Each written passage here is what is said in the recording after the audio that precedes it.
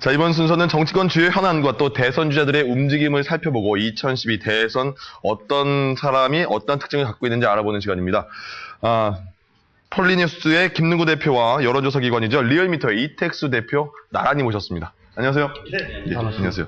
자, 먼저 지지율에 대해서 좀 이택수 대표께 먼저 질문을 해야겠네요. 요새 새 후보의 지지율이 박근혜 후보 정체, 안철수 후보 소폭 하락?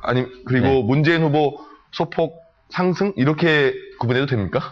네, 박근혜 후보가 추석 연휴 전후에 발표된 여론조사에서 소폭 상승했었죠. 그리고 나서 상승세가 더 이어지지 못하고요. 상승세가 그냥 유지되는 정도라고 보시면 될 것 같고요. 안철수 후보는 소폭 하락했다가 일요일 날 그 정책 비전을 발표했죠. 그러면서 어제 저희 일간조사에서 소폭 다시 상승하는 모습을 보였고요. 문재인 후보는 지난 추석 연휴 때 그 전부터 그랬지만 계속 약진을 하면서 지지율이 지금 어느덧 박근혜 후보와는 박빙이고 안철수 후보도 지금 야권 단일화 양자구도에서는 앞선 조사도 있고요. 또 여야 다자구도에서도 많이 지금 상승을 한 상태인데요. 일단 추석 연휴 기간에 그다지 큰 변동폭은 없었습니다. 그렇지만 전반적으로 박근혜 후보는 상승을 좀 더 할 수 있으리라 봤는데 당내 내용 때문에 지금 상승세가 조금 주춤해진 상태고요. 안철수 후보는 하락세였다가 지금 다시 정책 비전을 발표하면서 좀 상승세로 돌아서는 듯한 그런 모습을 보이고 있습니다. 이제 한 분 한 분 나눠서 한번 가볼까요? 박근혜 후보 먼저 가면 김능구 대표님, 추석 민심이 중요하다 이런 말을 되게 많이 했었잖아요. 근데 박근혜 후보는 이제 하락은 면했는데 정체다, 상승의 국면으로 들어가 있는 것도 같지 않고요. 박근혜 후보는 지금 집안 싸움도 상당히 크고 어떻게 지지율을 끌어야 됩니까? 추석 전에 준 월요일 날 과거사에 대한 전향적인 사과를 했죠. 그러면서 지지율 하락을 갖다가 이렇게 멈췄고요. 그런데 이제 그 다음에 어떤 지지율 상승으로 올라가는 측면이 예를 들면 여전히 가상 대결에서는 안철수 후보한테 뒤지고 어떤 조사에서는 또 문재인 후보한테도 이렇게 뒤지는 이런 부분도 나타났거든요. 그런데 이제 그 이후에 있어가지고 예를 들면은 박근혜 후보는 뭐니 해도 이 세 후보 중에서 정치적인 경륜, 본인도 이야기했지만 정치적 경륜이 앞서잖아요. 정치 면에서는 두 분 다 초보라고 말해도 과언이 아닐 정도로 그럼 정치적인 경륜, 다시 말하면 국정운영 경륜으로서 두 후보랑 승부를 가져야 되는데 이 부분에 이제 국정운영 경륜이라는 것은 구체적인 정책의 실행 프로그램과 그리고 그것을 실행할 수 있는 사람들입니다. 그래서 인재 영입이라든지 예를 들면 구체적인 어떤 정책 프로그램으로서 어떤 이 현재의 어떤 정체 상태를 갖다 치고 나가셔야 되는데 그런 부분들이 오히려 인재 영입의 부분들이 지금 이 내용의 어떤 발단이 됐던 이런 측면이 있는 거거든요. 그래서 이건 심각하게 이거는 리더십 문제로까지 지금 비화되고 있습니다. 그래서 박근혜 후보가 예전에는 박근혜 대세론이 거의 붙어다니는 말이었잖아요. 이제 홍준표 전 대표도 박근혜 대안론이 아니냐 이렇게 말을 했는데 그럼 이택수 대표님은 박근혜 후보의 지금 집안 싸움이 여론조사 지지도에 좀 반영이 된다고 보십니까? 지금 언론에서 보여지는 새누리당 내용이 사실 굉장히 심각하죠. 그럼에도 불구하고 지지율은 그다지 큰 영향을 끼치지 못하고 있습니다. 여론조사를 매일매일 하시는 거죠? 그렇습니다. 저희가 어제 조사에서 지난주 사실 금요일 날 한강옥 전 대표가 새누리당에 영입이 됐을 때 잠시 새누리당의 박근혜 후보 지지율이 좀 소폭 하락했었는데요. 하락했어요? 어제 조사에서는 하락세가 이어지지 못했고 주말 동안에 9군데 여론조사 기관들의 결과가 발표되면서 추석 후의 민심이 박근혜 후보 지지율이 좀 소폭 상승했다는 소식이 전해지면서 어제는 오차 범위 내긴 하지만 박근혜 후보가 다시 반등하는 모습을 보였어요. 일단 내용의 여파가 크지는 않은 것 같다. 그렇지만 이게 장기적으로 계속 지속될 경우에는 지금 여전히 안철수 후보한테 뒤처지고 있는 상황을 극복하지 못할 수도 있다. 이런 위기감이 있기 때문에 지난번에 최경환 전 비서실장 이미 사퇴를 했지만 다른 서병수 사무총장 사퇴론도 나오고 있고요. 박근혜 후보를 제외하고 모두 바꿔야 된다는 얘기가 나오고 있는데 일단 김무성 전 원내대표가 이제 전면에 나설 것으로 보여지는데요. 지난 총선 때도 사실 김무성 전 원내대표가 공천을 못 받았지만 일단 PK 지역을 사수하는데 그리고 전반적인 의석을 지켜내는데 큰 역할을 이제 했었기 때문에 여러 가지 평가가 있을 수 있겠습니다만 그래도 김무성 원내대표, 전 원내대표에 대한 그 새누리당 뒷토끼들의 어떤 기대감은 좀 기존에 있었고요. 예. 아마 좀 분위기를 쇄신하는 데는 도움이 되지 않을까 이렇게 전망하고 있습니다. 예. 김능구 대표님, 지금 새누리당이 상당히 그 조금 전에 이상돈 전 비대위원도 나와서 상당히 사고를 너무 많이 쳐서 답답하다 이런 심정을 토로했거든요. 어떻게 풀어야 됩니까? 이거 풀고 넘어가야 되지 않을까요? 당연히. 근데 예. 이제 우리가 그 조금 전에 이렇게 바로 작년만 이렇게 되돌아와서 본다면은 예. 이상돈 위원이 그 새누리당의 비대위원으로 오시기 전에 예. 한나라당 상황은 이보다 더했습니다. 그때는 정말 끝간데 없는 거였고 이 도대체 총선을 치를 수 있을까 정도였거든요. 근데 그게 비하면 뭐 지금은 훨씬 낫죠. 예. 네. 하지만 지금 새누리당이 총선에 어떤 쇄신의 모습을 보여준 게 이제 바닥이 다 드러났다고 봅니다. 네. 후보 선출 이후에 제대로 된 어떤 정책 프로그램 하나 제시된 적 없고, 예. 제가 금방 이야기한 대로 국민이 신망하는 어떤 인물들을 갖다가 김종인 그 국민행복위원장, 그 다음에 안대희 정치쇄신위원장, 이에 이어서 국민통합위원장으로 한강욱 전 김대중 대통령 비서실장을 영입하는 순간에 예. 이제 막 이 아닥이 나는 이 내용이 갑자기 그 때문에 된 것이 아니라 이 눌러있던 게 폭발된 거죠. 그러면 어떻게 해결해야 될까요? 한강욱 전 비서실장을 다시 물려야 됩니까? 아까 이상돈 전 비대위원은 그렇게 해서라도 빨리 잘못된 거는 사과해야 된다 이런 식으로 말씀하셨거든요. 근데 이제 그 여파로 인해서 지금까지 어쨌든 최경환 비서실장이 예. 불통의 가장 표적이었거든요.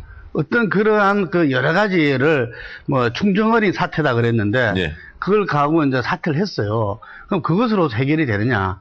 저는 그것이 이제 해결의 시작이라고 봅니다. 예. 예, 그런 부분에서 어떤 쇄신을 바라는 어떤 여러 지금 새누리당 같은 경우는 147명의 의원이 있는데 예.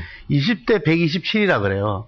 20명만 일하고 네네. 127은 관망하는 사람들이라고. 예. 그래서 이 부분들이 어떤 이 용광로 같은 어떤 화합을 통해 가지고 같이 일할 수 있게끔 리더십이 발휘되어야 되는 거죠. 예. 근데 그 127명이 관망한다고 하셨는데 그 관망자들은 이제 내가 국회의원 됐으니까 4년은 보장되니까 관망한다 이렇게 봐야 됩니까? 왜 관망합니까? 아니죠. 역할이 주어지지 않으니까. 아, 역할이 너무 쏠려 있다? 그렇죠. 예. 네. 그래서 이제 그런 부분들을 네. 비서실을 이제 정상화 시켜내고 예. 선대본에서 일을 꾸려내고 아마 새누리당에서는 그 김무성 전 의원이 이 선대위원장 예. 말하자면 총괄 선대본부장으로서 역할을 하는 데서 다 거의 동의할 겁니다. 아마 예. 그 역할을 해왔던 리더십도 있고 네. 예, 그렇지만 이것이 국민들한테 어떻게 비춰지는 거는 또 다른 거거든요. 예. 국민들한테는 김무성 의원이 어떤 쇄신과 개혁의 상징이지 않거든요. 어쩌면 국민들한테는 그 김무성 의원조차도 어떤 이 쇄신의 대상 아니냐 이렇게 그 보여지는 거거든요. 그래서 네네. 그 부분에서 금방 이상돈 위원이 말씀하신 대로 한강욱 그 이 전 의원의 실장 비서실장의 어떤 이 부분에 대해서 쇄신과 통합이 같이 간다. 네. 저도 상당히 궁금해요. 예를 들면 박근혜 후보가 어떠한 그 이 조정을 해낼지. 네. 근데 제가 봤을 때는 큰 틀에서는 아마 그 정도 선에서 예를 들면은 그 항우려 이양부 원내대표께서 예를 들면은 선대에 참여하지 않는 사실상의 이선 후퇴 예. 뭐 이런 부분과 그다음에 한강욱 그 위원장의 어떤 좀 조정 역할 조정 예. 해서 뭐 정리되지 않겠나 이러고 봅니다. 그렇군요. 박근혜 후보 쪽으로 너무 얘기를 많이 해서 이제 문재인 후보 쪽으로 가볼게요. 안철수 후보가 등장을 하면서 가장 수혜를 받은 사람이 문재인 후보다 이런 말이 있는 것 같아요. 어떻습니까? 지지율이 안철수 후보 나오고 나서 확실히 달라진 겁니까? 문재인 후보가요? 문재인 후보가 사실 9월 16일 날 공식 후보로 확정된 이후에 예. 컨벤션 효과를 3일밖에 누리지 못하고 9월 19일 날 안철수 후보가 출마 선언하면서 지지율이 오르다가 이제 그쳐졌거든요. 예. 그리고 나서 안철수 후보가 컨벤션 효과가 대략 일주일 정도는 강세를 보였고요. 그러다 보니까 안철수 후보의 타이밍 정치에 의해서 문재인 후보가 좀 저평가돼 있던 측면이 좀 뒤늦게 반영이 돼서 지금 지지율이 안철수 후보 못지않게 많이 이제 올라온 상황이고요. 예. 물론 이제 다자구도에서는 여전히 안철수 후보한테 오차 범위를 넘는 수준으로 여전히 그 열세를 보이고 있는데요. 이제 네. 그 부분은 그 무당파층, 중도층이 여전히 안철수 후보를 지지하는 분들이 많기 때문인데 예. 일단 뭐 그런 이유도 있고 문재인 후보가 또 검증 공방으로부터 한 발짝 떨어져 있었죠. 지금 검증 공방은 새누리당과 안철수 캠프 간에 지금 지금 싸움의 그 전선이 형성이 돼 있고 예. 그러다 보니까 문재인 후보는 부정적인 이미지가 뭐 쌓일 이유가 없었죠. 뭐 그동안에 뭐 지난 정부에서도 문재인 후보에 대한 뭐 검증이 뭐 직간접적으로 있었겠습니다만 예. 아직 뭐 크게 드러난 그 요인들이 없고요. 그렇기 때문에 그 두 가지 요인 때문에 지금 문재인 후보는 사실 뭐 약진이라는 표현 그대로 조금씩 계속 상승해 왔는데 예. 뭐 추석 전후에서 안철수 후보가 호남 껴안기에 좀 나서기 시작하면서 호남에서 상승세가 좀 주춤해졌어요. 그러니까 안철수 후보가 호남에서 잠깐 역전됐다가 지금 다시 10 내지 15% 문재인 후보를 야권 단위라고 해서 앞서고 있거든요. 예. 그런 부분은 조금 좋지 않은 조짐이라고 할 수 있겠죠. 그러니까 말씀하신 그 부분이 바로 저도 질문 드리려고 했는데 네. 호남 민심이 이제 단일화해서 상당히 두 후보 중에 중요할 거 아닙니까? 누구를 지지하는지가. 네. 그러니까 말씀하신 거는 초반에는 문재인 후보가 좀 껴안기를 하다가 안철수 후보도 다시 호남으로 가니까 좀 벌어졌다 이런 겁니까? 네. 그러니까 지난 9월 이제 말부터 예. 안철수 후보와 문재인 후보 간의 신경전이 이제 이미 시작됐죠. 그래서 재래시장 갔을 때도 뭐 하루 격차로 예, 같이 찾아가기도 하고 예. 호남 가면 또 다른 분이 호남 가고 네. 부산 영남 가면 또 바로 다음 이어서 이제 가면서 이 신경전이 물밑 경쟁이 이제 시작이 된 겁니다. 예. 그래서 안철수 후보는 특히 호남에서 부인이 여수 출신이기 때문에 그렇죠. 예. 호남의 사회라는 부분을 좀 강조했고 문재인 후보는 호남의 아들이긴 하지만 생물학적인 인연은 전혀 없죠. 네네. 민주당의 후보기 때문에 이제 호남의 아들이라고 하는 거기 때문에 예.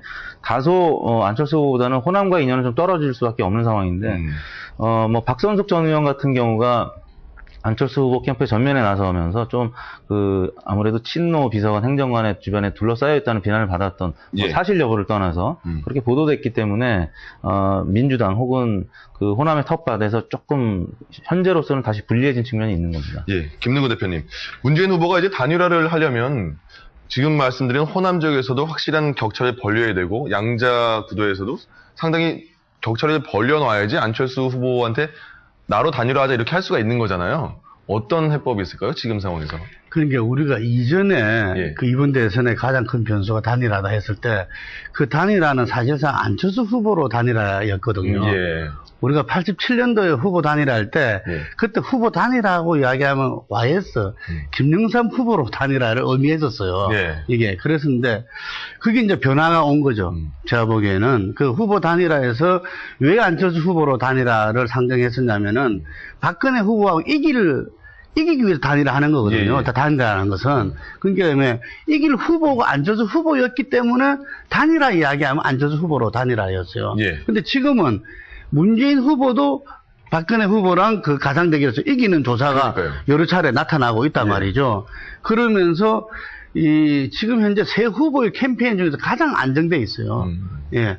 여기 새로운 인물 영입이라든지 어떤 정책을 갖다가 어떤 계획적으로 이렇게 발표한다든지 그리고 그 정책 발표를 갖다가 하는 이벤트도 상당히 짜임새가 있고 예. 이런 부분들이 가장 캠페인이 안정돼 있고 그래서 이 지지층이 이렇게 서서히 이렇게 오르고 있다고 보여집니다. 예. 거기다가 가장 아킬레스 건이 참여정부와 호남의 관계였거든요. 예. 그걸 이제 친노를 대표하는 노무현 대통령의 계승자라 말할 수 있는 문재인 후보 같은 그게 가장 큰 아킬레스건인데 그 부분에서 추석 전전날에 가서 뭐 100% 사과를 했던 거죠. 예. 예를 들면은 열린우리당 창당까지도 사과를 했으니까 그래서 상당히 호남의 정치 세력들은 이제 그 부분들을 받아들인 것 같아요. 예. 예를 들면은 그래서 아주 강력하게 문재인 후보를 비판하던 박준영 전남지사도 우리 옥동자다 같이 가자 밀자 뭐 이런 식으로 됐는데 민심은 다르다는 거죠.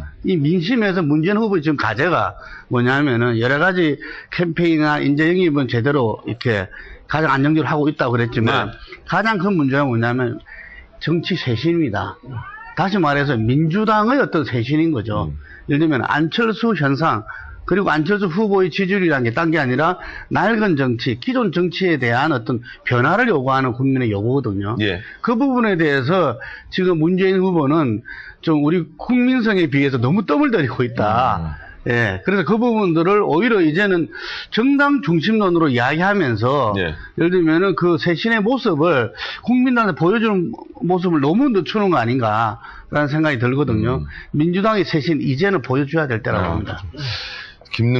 이택수 대표님, 이제 안철수 지금 이어진 얘기가 단일화 문제가 상당히 야권에서는 제 핵심이라고 할 수 있을 텐데요. 뭐 단일화 방법에 대해서도 이제 얘기가 나와야 될 것 같아요. 어떤 식으로 하는지 좀 조사된 게 있습니까? 단일화 이 방식이 이제 크게 세 가지죠. 단판이냐, 여론조사냐, 아니면 지난번 박원순, 박영선 서울시장 경선 때처럼 선거인단 경선이냐, 이게 세 가지인데, 일단 민주당에서 원하는 거는 단판이죠. 그래서 여론조사나 경선을 할 경우에는 룰과 관련된 갈등이 심해질 가능성이 있기 때문에 단판으로 하자는 얘기인데, 단판이라는 게 그냥 만나서 그냥 합의를 본다 이런 거죠? 얘기하면서.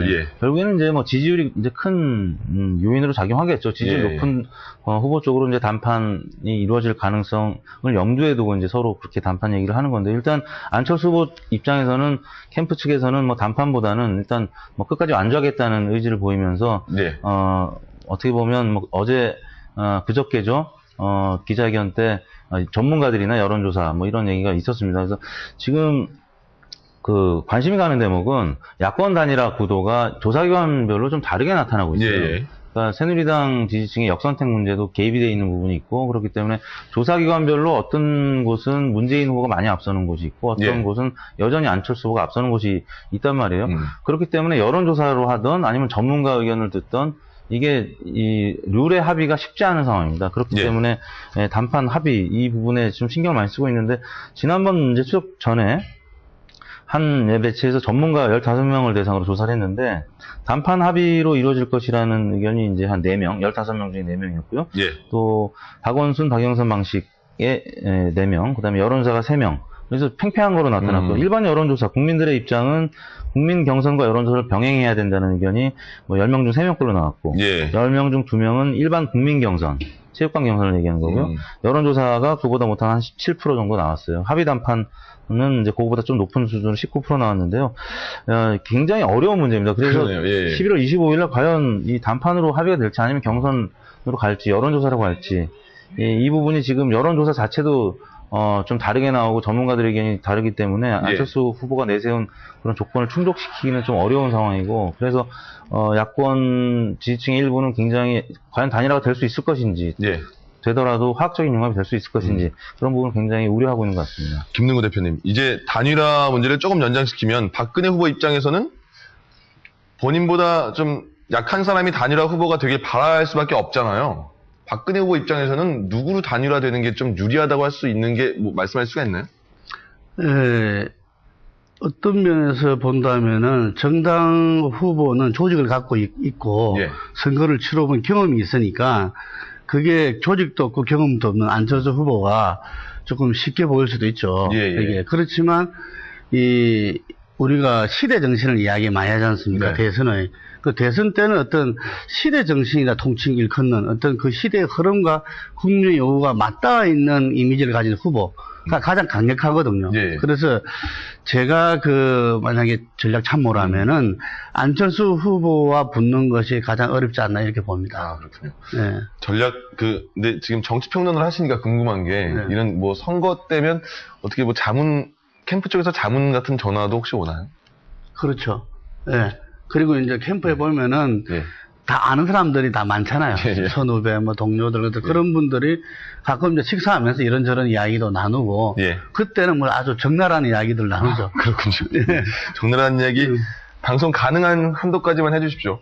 그래서 말하자면 이제 새누리당 같은 경우에서는 뭐 이상돈 위원께서 나와서 이야기한 대로 이거 끝난 거 아니냐 하는 그런 우려들을 많이 하고 있습니다. 중복된 거 말고 새로운 걸 해주셔야 되는데 말씀을 그래서 이제 그 이면에 예를 들면 우리가 이해창 후보 같은 경우에 옛날에 그 뒤에 이렇게 이너스클처럼 어떤 그 전체적인 핵심 참모 그룹이 있었거든요. 그 지금 박근혜 후보도 뭐 언론에도 가끔 나왔죠. 뭐 7인회다 뭐다 하는, 예를 들면 정말 구시대적인 인물들이 지금 결국 뒤에서 이렇게 보이지 않는 손으로 작용하는 거 아니냐. 이 부분이 빨리 해결되지 않는다. 그렇군요. 저는 김 대표님만큼 이제 바운더리가 펴지는 못하지만, 그래도 뭐 언론에도 비슷한 얘기가 나온 것 같은데요. 일단 뭐 현재 그 새 캠프의 분위기는 박근혜 캠프가 지금 가장 초조해하는 분위기는 분명한 것 같고, 안철수 후보 캠프도 여전히 정책 비전 발표하고 그랬지만 그 전에 검증 공방이 계속 이어지고 있었고 또 국감 때 이 원내 검증이라는 얘기가 있잖아요. 본인 주변에는 지금 현역 의원이 없기 때문에 여전히 좀 경계하는 상황이고요. 문재인 캠프가 가장 지금 맘 편하게 한 발자국 한 발자국 가는 듯한 그래서 그런 뉴스도 있었던 것 같아요. 전체적인 분위기는 다자구도에서 뭐 가장 3위로 쳐져 있지만 가장 분위기는 좋은 곳이 지금 문재인 캠프인 것 같습니다. 그렇군요. 그러면 이제 좀 짧게 좀 해야겠는데 그 마지막에 단일화를 제외하고 새 후보 간의 지지율의 변수 뭐가 있을 것 같다. 먼저 말씀해 주시죠. 지금 투표 시간 연장에 대해서 공방전이 벌어지고 있잖아요. 3시간 연장하자. 이 부분도 상당히 영향이 클 것 같습니다. 지금 뭐 국민으로서 반반씩 나오는데 민주당 지지층들은 상당히 연장에 동의하고 생각은 그렇지 않고 이런 하여튼 그 공방전이 하나가 볼 수 있을 것 같고요. 그 다음에 재국민 투표 223만에 달하는 총선 때는 큰 영향이 없었지만 대선 때는 다른 것 같아요. 그리고 이것도 이제 영주권자하고 단기 체류자 사이에 여야의 지지 성향이 조금 다른. 그래서 그 부분이 어떤 이번 대선이 한 2% 정도에서 승부가 가능한다면 223만 대단한 그 표죠. 그 다음에 내곡동 특검. 결과 발표. 지난번에 우리 하신 대로 이게 이제 다음 달 중하순에 발표될 예정인데 이게 이 청와대가 연관돼 있느냐. 그리고 그 아들분이 이렇게 이 소환되는 모습이 TV에 방영되고 막 이랬을 때 어쨌든 간에 지금 이제 그 박근혜 후보랑 이 이명박 대통령이 같이 가는 지금 이제 그거니까 이게 결과에 줄 거라는 거하고 북한 변수가 좀 예기치 않았는데 이번에 NNL에 대해서 정문원 의원이 문제 제기를 했잖아요. 이게 뭐 땅 따먹기라는 그 녹취록이 있다. 그래서 요 변수도 무시할 수 없다고 북한 봅니다. 변수까지 4가지 말씀해 주셨습니다. 이택수 대표님 어떤 게 있을까요? 좀 짧게 좀 정리하시겠는데요. 대체로 동의하고요. 일단 뭐 국정감사가 아직 진행 중이다 보니까 그 감사 기간 동안에 어떤 검증 공방 과정에서 굉장히 진흙탕 싸움이 또 다시 재현될 수도 있을 것 같다는 생각이 들고요. 이제 또 향후에 이제 단일화를 제외하고는 TV 토론이 중요할 것 같아요. 이제 관훈 토론도 있을 수 있고, 이제 각 방송사에서 MBN도 이제 하시겠지만, TV 토론 과정에서 요번에 롬니가 열세에 있다가 오바마를 거의 따라붙었잖아요. TV 토론이 굉장히 중요해졌습니다. 그래서 아직까지 뭐 후보 본인들의 목소리를 직접 듣지 못한 유권자들이 상당수가 있기 때문에 새 후보 간의 집중적인 토론이 이루어질 경우에 진짜 이제 진검승부죠. 정책과 관련된 어떤 후보가 나와 직접적인 연관성 있는 정책들을 구체적으로 내세울지 그런 부분을 잘 판단하고 결정할 수 있는 TV 토론이 굉장히 중요하다고 생각합니다. TV 토론도 좀 많이 했으면 좋겠어요. TV 토론 보면 재미있잖아요. 재미도 있고 이제 판단도 쓸 것 같고. 알겠습니다. 대선이 국민의 교육의 장이거든요. 교육의 장으로서 TV 토론 많이 해요. 그렇죠. 알겠습니다. 오늘 선 여기까지 나눌게요. 넥타이를 매신 분이요. 리얼미터의 이택수 대표님이시고요. 노타이가 플린스 김능구 대표였습니다. 고맙습니다. 네, 감사합니다.